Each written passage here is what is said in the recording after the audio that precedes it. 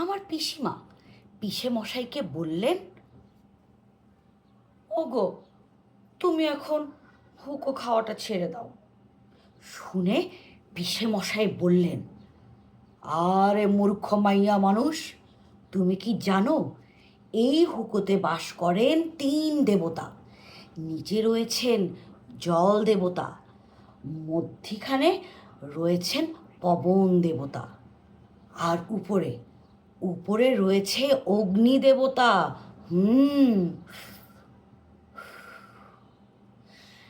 এরপর থেকে পিসেমশাই যখনই হুকো টানেন,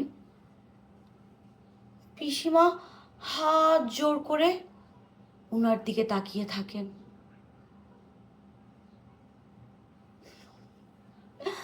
yes, hello everyone, welcome to my channel miss lead talk ডিএইচকে।